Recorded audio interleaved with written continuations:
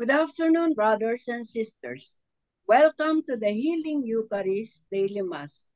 Today is Saturday of the 22nd week in Ordinary Time. Our Mass presider is Reverend Father Glenn Paul Gomez, SVD. We will now begin the celebration.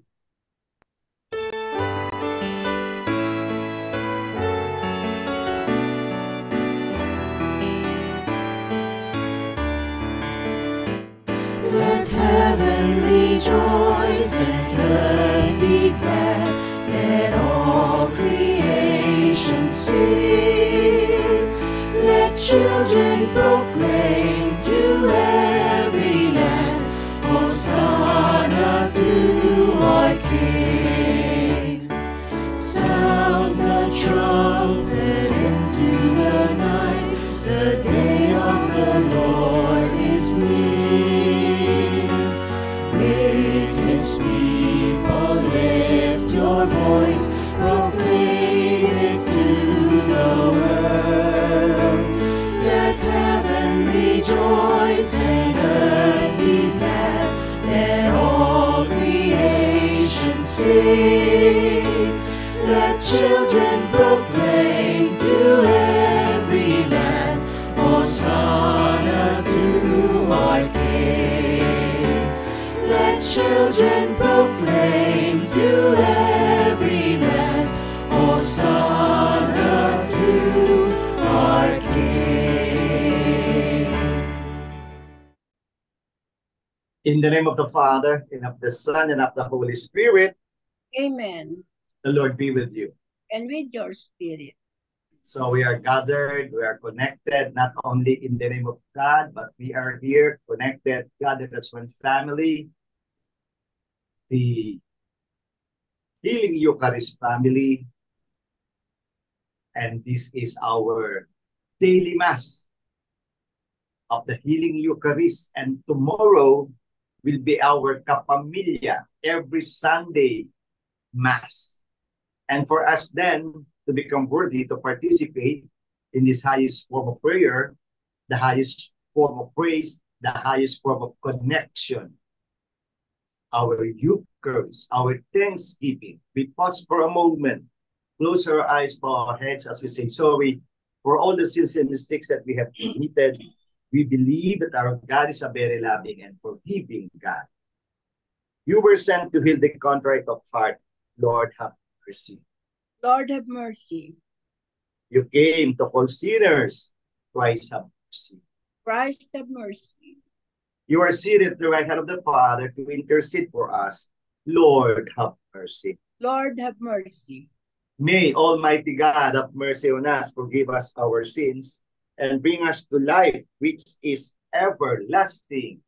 Amen. Let us pray as we include all our intentions. Lord God of power and might, nothing is good which is against your will, and all is of value which comes from your hand. Place in our hearts a desire to please you, and fill our minds with insight into love, so that every thought may grow in wisdom, and all our efforts may be filled with your peace. We ask this through Christ our Lord. Amen. The Liturgy of the Word. A reading from the first letter of St. Paul to the Corinthians. Brothers and sisters, learn from myself and Apollos not to go beyond what is written, so that none of you will be inflated with pride and favor of one person over against another. Who confirms this diction upon you? What do you possess that you have not received? But if you have received it, why are you boasting us if you did not receive it? You are already satisfied. You have already grown rich. You have become kings without us. Indeed, I wish that you had become kings, so that we also might become kings with you. For as I see it, God has exhibited us apostles as the last of all, like people sentenced to death, since we have become a spectacle to the world, to angels and men alike. We are fools on Christ's account, but you are wise in Christ. We are weak, but you are strong. You are held in honor, but we are in disrepute. To this very hour, we go hungry and thirsty. We are poorly clad and roughly treated. We wander about homeless and widow, working with our own hands. When ridiculed, we bless. When persecuted, we endure. When slandered, we respond gently. We have become like the world's rabbis, the scum of all, to this very moment. I am writing you is not to shame you, but to admonish you as my beloved children. Even if you should have countless guides to Christ, yet you do not have many fathers, for I became your father and Christ Jesus through the gospel. The word of the Lord. Thanks be to God. Thanks be to God. The Lord is near to all who call upon him. The Lord is near. It's near to all who call upon him. The Lord is just in all his ways and holy in all his works.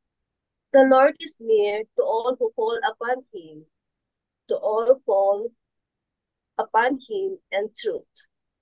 The Lord is near to all who call upon him. He fulfills the desire of those who fear him. He hears their cries and saves them. The Lord keeps all who love him, but all the wicked he will destroy. The Lord is near to all who call upon him. May my mouth speak the praise of the Lord, and may all flesh bless his holy name forever and ever. The Lord is near to all who call upon him. Alleluia, alleluia. I am the way and the truth and the life, says the Lord. No one comes to the Father except through me. Alleluia, alleluia. The Lord be with you. And with your spirit. A reading from the Holy Gospel according to Luke. Glory to you, O Lord. While Jesus was going through a field of grain on a Sabbath, his disciples were picking the heads of grain, rubbing them in their hands, and eating them. Some Pharisees said, "Why are you doing what is unlawful on the Sabbath?" Jesus said to them in reply, "Have you not read what David did when he and those who were with him were hungry? How he went into the house of God, took the bread of offering, which only the priests could lawfully eat,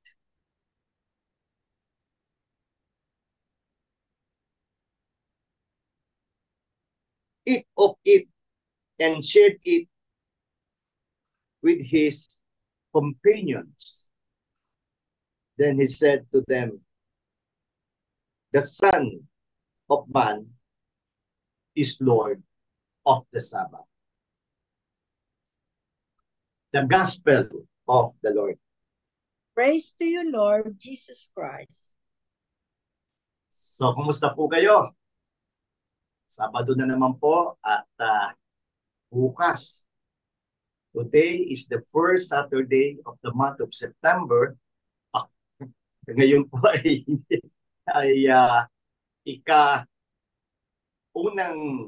first Saturday of the month of September. Kaya bukas po, pangalawa na, pero birthday ni Mama Mary at ng aming society. Pero hindi po yan ang ating topic. So ito po ang topic natin ngayon. Our topic is about the Sabbath. Ano po ang issue? You know. So, tamang-tama. Parang Sabbath. Sabado. So, what is the law of the Sabbath? For the Jews, Sabbath should be remembered. And it's a very important day. Kung sa atin yan ay Sunday, no? Day of the Lord. So, anong meron ngayon? Yun. Remember the Sabbath day. Meaning, follow the laws and don't break the laws. Magandang reminder. So ano nangyari po? May nangyari. So during the time of Jesus, ano yung nangyari? Ito po yung nangyari. Okay? So Jesus was accused of breaking the law. Alam naman natin sa ating HELPC, yung tanong natin, sino nag-accuse sa kanya? Ang tanong, sino ba kontrabida sa buhay mo? So, during the time of Jesus, yun. By whom?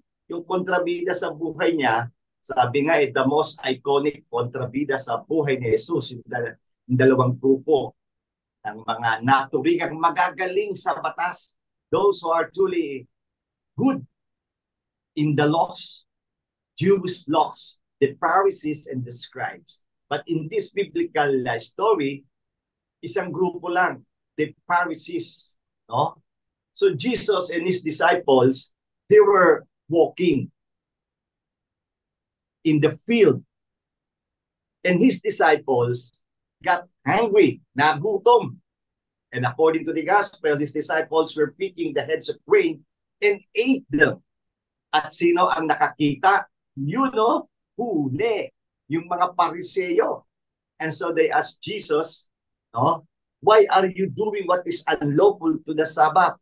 Remember, yung mga kontrabida sa buhay, walang nakitang magandang ginagawa. Ito na, yung magandang ang ginagawa, may sinasabi pa, how much more? If there is this, sa kanila, there was this breaking of the law. So, Sabbath day. In today's gospel, from the chapter 6 of Luke, verses 1 to 5, Jesus addresses the Pharisees' concerns regarding the Sabbath, revealing profound insights about its purpose and also telling his authority. So, here are 3 simple lessons drawn from this biblical passage. Tingnan po natin, anong lessons ang mapupulot natin? 3. Number 1, let's talk first about the Sabbath and the human nature. Ang ibig sabihin yun, or human needs. So, tingnan po natin ang relasyon ng Sabbath at yung needs ng mga tao. So, Jesus emphasizes that the Sabbath should not be a burden, a beautiful reminder. Laws should not be burden, but rather, Sabbath, this particular law, is a time to meet human needs. Ang sarap malaman. Ito palang Sabbath na ito is to meet our needs as humans. So, when Jesus' disciples were hungry and picked the grain to eat, Jesus highlighted that fulfilling basic needs like hunger is permissible even on the Sabbath. Kung ito'y may tao magugutom at talagang mas mamamatay na ito pag hindi pa kumain, yes, there is a law. No work during Sabbath. But this occasion, mas matimbang ang kumain dahil ito ay pangangailangan ng tao. So, Sabbath is a time to meet human needs. I just love it, no? Kaya ang isang batas, kagaya ng Sabbath, kung tutuusin, this is a time to meet our needs. So, ganun din yung needs ng mga disciples. So, we humans have needs. And pinag-aralan ng isang American psychologist how to grow. In order to grow as a person, we should fulfill our needs. And Abraham Maslow, according to his studies, he theorized that there are 5 basic needs. Yun, no? Physiological, safety, belonging, esteem, and self-actualization. O nasaan yung pagkain? Abi doon sa unang-una, doon sa physiological, main ka, magpahinga ka, may clothings ka. So, yun ang maganda. The Sabbath and human needs. Pangalawa, tingnan din natin yung Jesus' authority. And look about the relation of this authority of Jesus to the law of Sabbath. Ano yun ang sinasabi dito? In declaring, when Jesus said, the Son of Man is the Lord of the Sabbath, Jesus asserts his authority over the Sabbath laws. Okay. Ano ibig sabihin? Kung may batas, mas mataas si Jesus sa batas.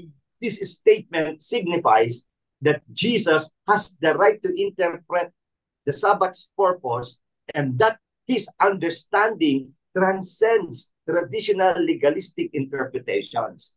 So, if the Pharisees have their own strict legal interpretations of the Sabbath, Jesus has its own understanding, and Jesus' understanding of Sabbath is higher than them. It transcends the understanding of the Pharisees. So, ang ibig sabihin niyon, Jesus positions himself as the one who defines what is lawful and beneficial on this holy day. Mas alam ni Jesus kung anong makakabuti sa araw ng Sabat. Amen. Kaya napakaganda. At panghuli, anong lesson natin? Sabat and human needs. Jesus' authority and the law of Sabbath. And now finally, ang pangatlo, the importance of compassion over legalism. Kasi yung mga tao, very minded, batas. Sasabi nga maganda ang batas. It will give us order. So ngayon, para kay Jesus, ang mahalaga yung compassion. Yes to legal. Yes to rules. But we should go beyond legalism. So Jesus uses the example of David eating the consecrated bread to illustrate that compassion and mercy should take precedence over strict adherence to the law. Ang ganda na naman. Mas titingnan natin yung compassion and mercy at ito dapat ang mas mahalaga kaysa doon sa for the sake of adhering to the law. So, anong ibig sabihin ngayon ni Jesus? Jesus cited a case from the Old Testament which happened to King David and his followers. So, King David and the Sabbath. So, by referencing this Old Testament story, Jesus argues that if David could act in a way that served a greater good, then Jesus' disciples could certainly eat to satisfy their hunger. Nangyari nga kay Haring David sa kanyang mga tagasunod. Lalo pa dito, sino kasama nila? Si Jesus, the Son of Man. So, this teaches about this spirit of the laws. So ano ngayon? Hindi lang yung legalism, but look at the spirit of the laws. And this teaches that the spirit of the law. And what are those? Love and compassion should guide our actions. Sino ngayon ang mag-guide sa ating paggalaw? Yung pag-ibig at habag, especially on the Sabbath. Beautiful. So with that, these lessons remind us that the Sabbath is a gift. I just love this. Ano daw? Ang Sabbath, ang araw ng Pangilin, ang araw ng para sa Diyos, it's a gift meant to enhance our lives. Ito ay isang handog para lalo pang mapalakas ang ating buhay. And Jesus, as the Lord of the Sabbath, invites us to embrace its true purpose. Alam ni Jesus ang batas, ang ating yayakapin ngayon, yung tunay na purpose na makakatulong sa atin patungkol sa araw ng Day of the Lord, which is Sabbath for the Jews, Sunday for us, Christians. So, Sabbath is a gift. Pakisabi nga sa katabi, Sister Dolor, atong kasama natin dyan, sila Jeff sa baba, Sabbath is a gift. So, ibig sabihin, ito ay isang handog. Kanino? From God.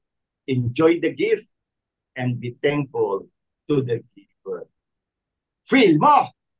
Feel ko. Gets mo. Gets ko. Gawin mo. Gagawin ko. Kaya nandito po tayo, sama-sama tayo ngayon, Sister Paz, Sister Dolor. Ang isang batas ay isang handog upang tayo ay lumago. Amen. At ngayon naman, we verbalize our needs, and for each petition, we will say, Lord, hear our prayer. Lord, hear our prayer. For Pope Francis, bishops, priests, deacons, and all who exercise authority in the church, may they be faithful in their service for the people of God, we pray. Lord, hear our prayer. For all of us gathered today, may we see everything to the eyes of faith, that we may realize that everything is God's gift to us, we pray. Lord, hear our prayer. For all missionaries who have left home, country, and family to proclaim the gospel to all nations, may the Lord protect them from all dangers, strengthen them and their loneliness, give joy to their communities, and fulfillment in their apostolate. May the Lord reward them in this life and in the life to come for their sacrifices and generosity for the kingdom. We pray. Lord, hear our prayer. Let us pray for the urgent concerns of our community, our personal intentions, and for the healing of Father Lino Nicasio, Brother Greg Orejenes, we pray.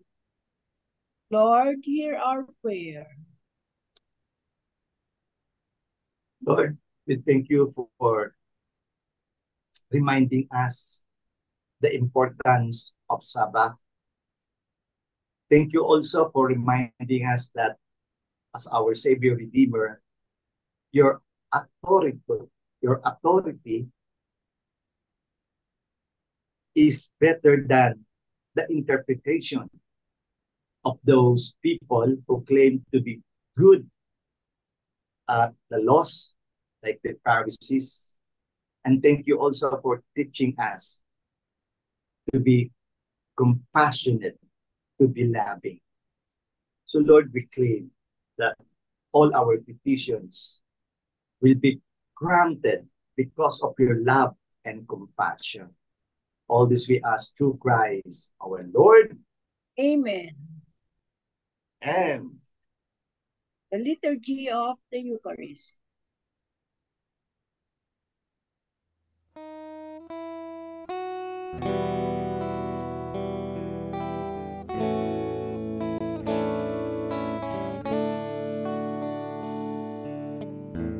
Take and receive, O Lord,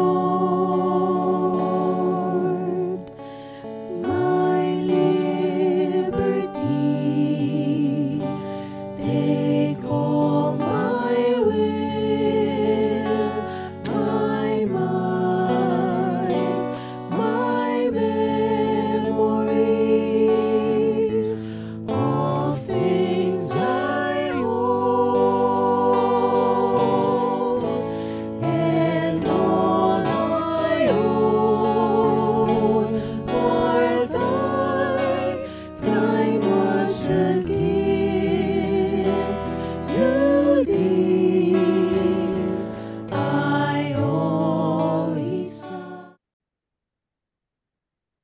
Dear friends, Jesus knows all our needs, and we offer everything to Him because we believe that a prayer said with intensity and with the community will surely be heard by God. So pray now, my dear friends, that this our sacrifice now on personal intentions may be acceptable to God, the Almighty Father. May the Lord accept the sacrifice at your hands for the praise and glory of His name, for our good and the good of all His holy church. Lord, may this holy offering bring us your blessing and accomplish within us its promise of salvation. Grant this through Christ our Lord. Amen. The Lord be with you. And with your spirit, To whom do you lift up your hearts? we lift them up to the Lord. So let us give thanks to the Lord our God. It is right and just. It is truly right and just, our duty in the salvation, always and everywhere to give you thanks. Father most holy, to your beloved Son Jesus Christ, your word to whom you made all things, whom you sent as our Savior and Redeemer, incarnate by the Holy Spirit and born of the Virgin, fulfilling your will and gaining for your holy people, he stretched out his hands as he endured his passion, so as to break the bands of death and manifest the resurrection. And so, with all the angels and all the saints, we declare your glory as with one voice we acclaim. Holy, holy, holy Lord God of hosts, heaven and earth are full of your glory. Hosanna in the highest. Blessed is he who comes in the name of the Lord. Hosanna in the highest. You are indeed holy, O Lord, the fount of all holiness. Make holy, therefore, these gifts, we pray, by sending down your Spirit upon them like the dewfall, so that they may become for us the body and blood of our Lord Jesus Christ. At that time he was betrayed, and after feeling the increased passion, he took bread and gave him thanks.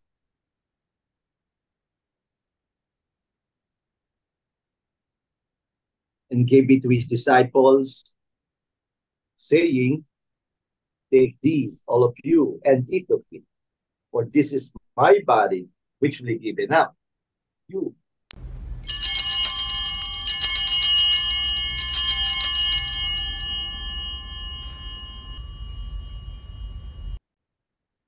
In a similar way, when supper was ended, he took the chalice, and once more giving thanks, he gave it to his disciples, saying, take these, all of you, and drink from it.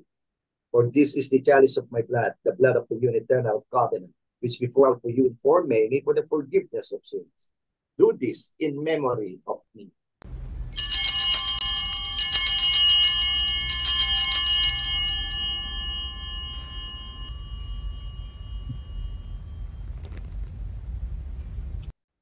The mystery of faith. When we eat this bread and drink this cup, we proclaim your death, O Lord, until you come again. Therefore, as we celebrate the memory of his death and resurrection, we offer you, Lord, a bread of life and the chalice of salvation, giving thanks that you have held us worthy to be in your presence and minister to you. Humbly we pray that partaking of the body and blood of Christ may be gathered into one by the Holy Spirit. Remember, Lord, your church spread throughout the world and bring her to the fullness of charity. Together with Francis, our Pope, Honesto, our Bishop, and all the clergy, the religious, your entire people. Remember, O Lord, our sisters and brothers who have fallen asleep in the hope of the resurrection.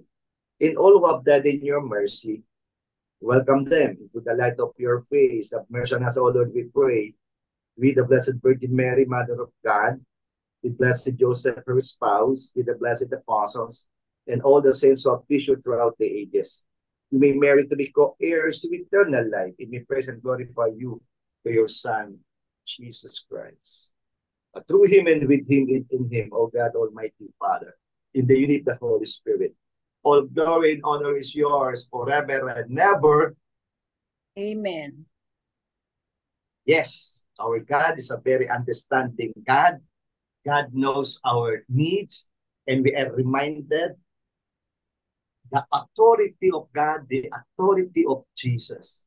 And for God, what is important is love and compassion, and not just legalistic thing. We now sing the prayer which our Lord Christ himself taught us.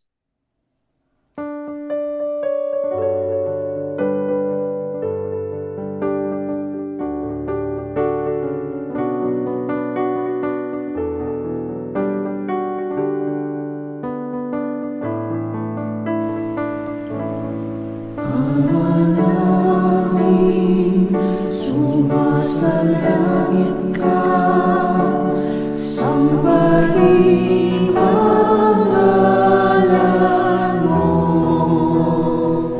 mapasa amin ang kaharian mo, sundin ang loob mo, dito sa lupa sa langit, bigyan mo po kami ngayon ng aming kakanin sa araw-araw at patawarin mo kami sa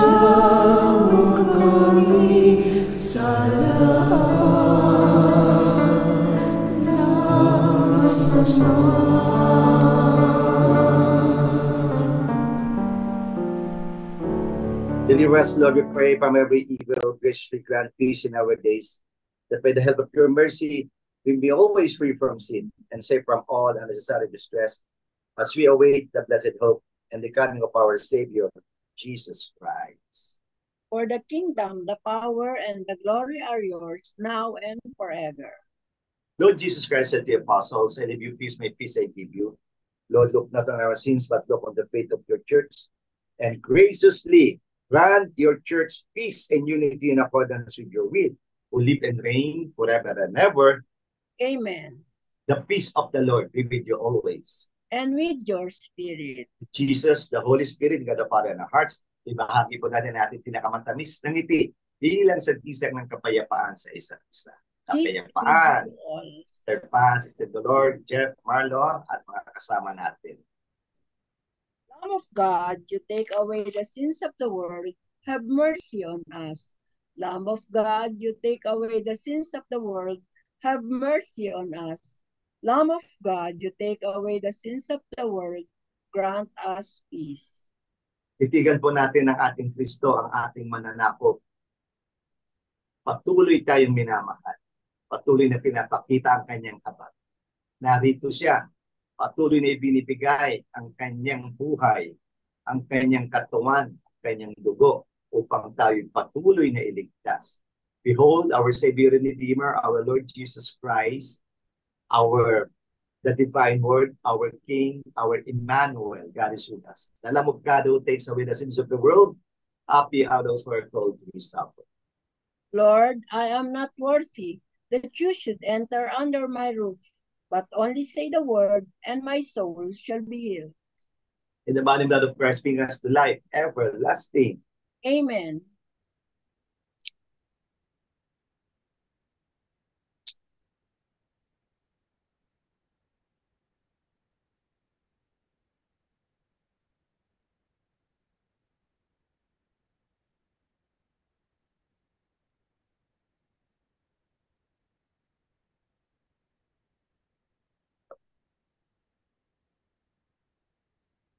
An act of spiritual communion.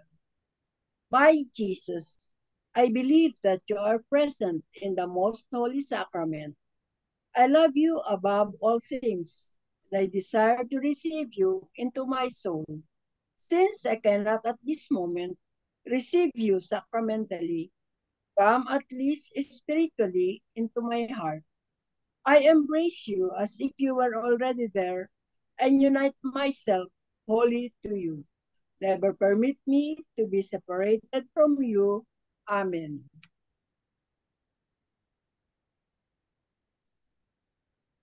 Ayun naman po, itas natin mga kapatid natin na nangailangan ng paghilom. Lalong na po isama natin yung biktima ng bagyong Enteng na marami rin ilang po at maraming kapinsala sa Pilipinas at hindi ginagawa na ito sa China.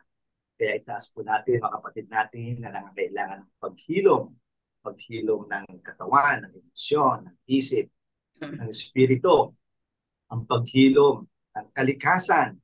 Kaya grabe po ang climate change, mga pagbaha, hindi lang sa Pilipinas, at nakakapagtaka sa Africa, sa disyerto, binabaha at yung mga bundok na mga yelo ay natutunaw na because of global warming.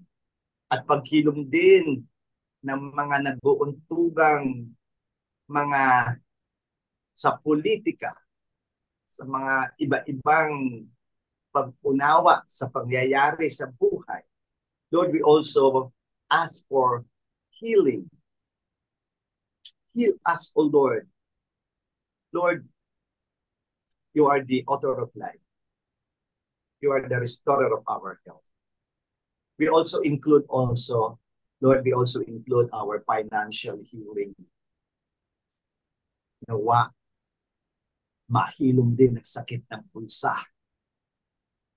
And we claim, O Lord, for our holistic, integral, and speedy healing in all aspects of our life here on earth.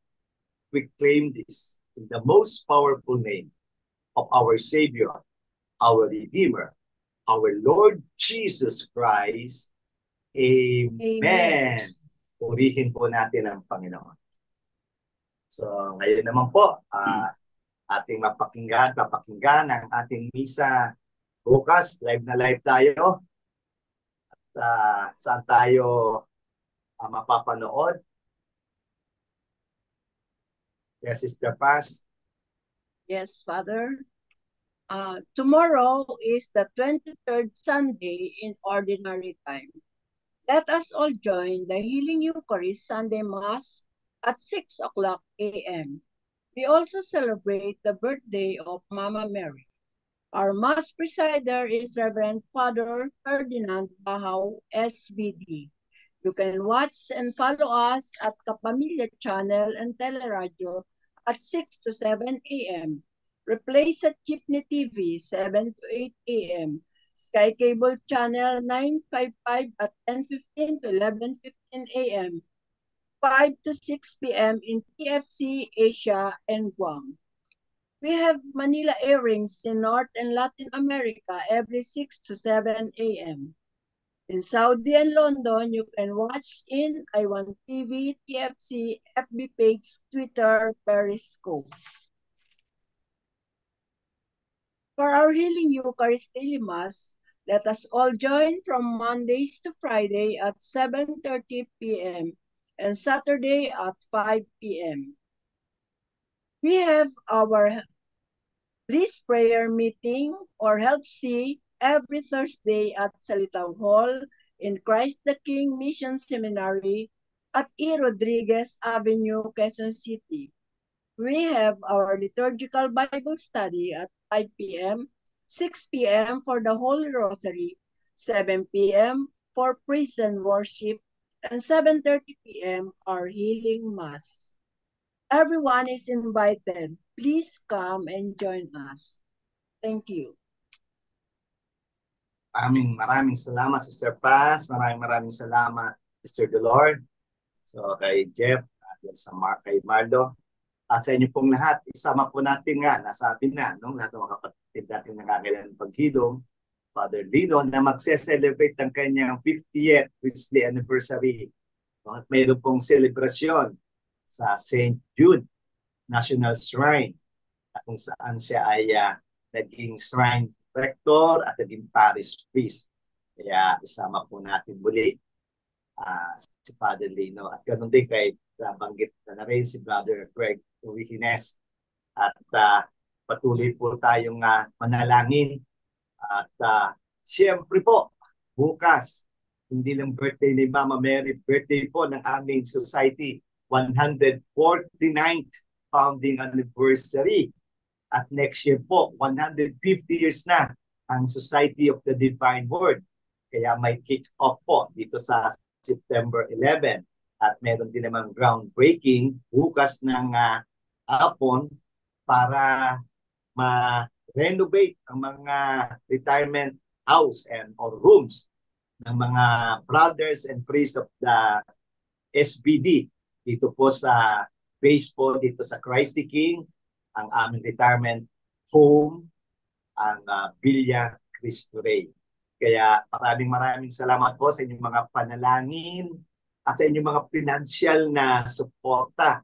At tayo din po ay tuloy-tuloy po sa ating pagpapalaganap ng mabuting balita ng ating Panginoong Kristo para lalo pong maraming ma-inspired, maraming mahilom at patuloy tayo sama-samang maging banal at nawa tayong lahat ay makapasok sa kanyang kaharian. Pakisabi po sa katabi, kung may katabi niya, God bless you more. Amen. Let us pray. Manalangin po tayo.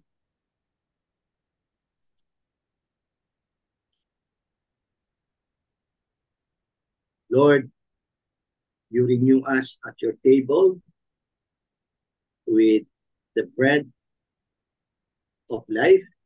May this food strengthen us in love and help us to serve you in each other.